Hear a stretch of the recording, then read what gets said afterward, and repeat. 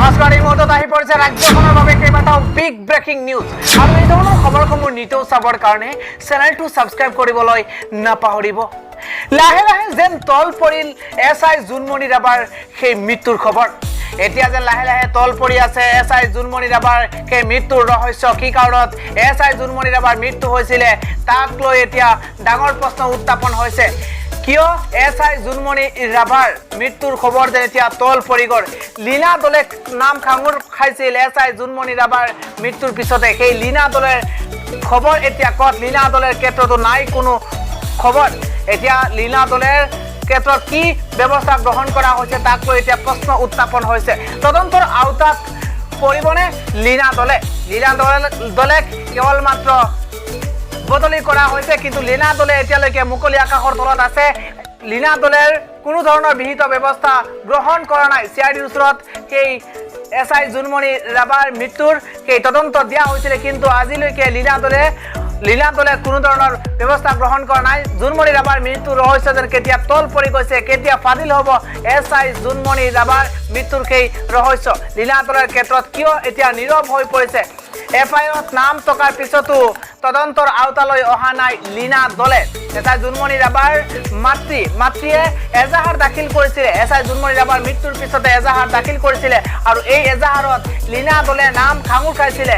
FIRত নাম থকাৰ পিছতো কিয় তদন্তৰ আওতালৈ অহা নাই লীনা দলে? খবৰ হৈ ৰল নেকি জোনমণি ৰাভাৰ মৃত্যুৰ ৰহস্য? তাক লৈ এতিয়া প্ৰশ্ন উত্থাপন হয়।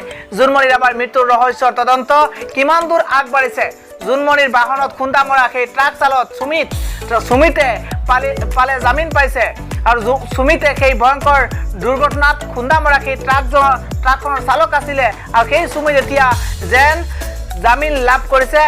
FIRত নাম থকা SP লীনা দলে এতিয়াও অহা নাই তদন্তৰ আওতালৈ।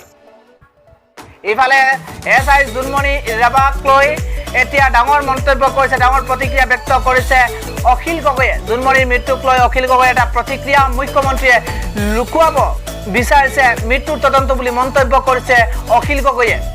ACৰ দুৰ্ঘটনাত ফৰেনচিকৰ দল আহিছিলে। গুৱাহাটীৰ যি ভয়ংকৰ পথ দুৰ্ঘটনা সংঘটিত হৈছিলে আৰু 7জন যি মেধাৱী ছাত্ৰৰ মৃত্যু হৈছিলে, সেই দুৰ্ঘটনাৰ পিছতে ফৰেনচিক দল আহি উপস্থিত হৈছিলে। জোনমণিৰ ঘটনাৰ ফৰেনচিক পৰীক্ষা নহ'ল বুলি মন্তব্য কৰিছে অখিল গগৈয়ে। জোনমণিৰ মৃত্যুক লৈ অখিল গগৈয়ে এটা ডাঙৰ মন্তব্য কৰিছে, ডাঙৰ প্ৰতিক্ৰিয়া ব্যক্ত কৰা পৰিলক্ষিত হৈছে। এইফালে SI জোনমণিৰ দুৰ্ঘটনা সন্দৰ্ভত CIDয়ে তদন্ত যিহেতু অব্যাহত ৰাখিছে। MBIৰ কোঠাত দুৰ্ঘটনাৰ কাৰণ সন্দৰ্ভত তদন্ত অব্যাহত ৰাখিছে। নগাঁৱৰ দ্বিতীয় কাৰ্যালয়ত CIDৰ দল আহি উপস্থিত হৈছে। জোনমণিৰ দুৰ্ঘটনা সন্দৰ্ভত CIDয়ে তন্নকৈ তদন্ত কৰাও পৰিলক্ষিত হৈছে।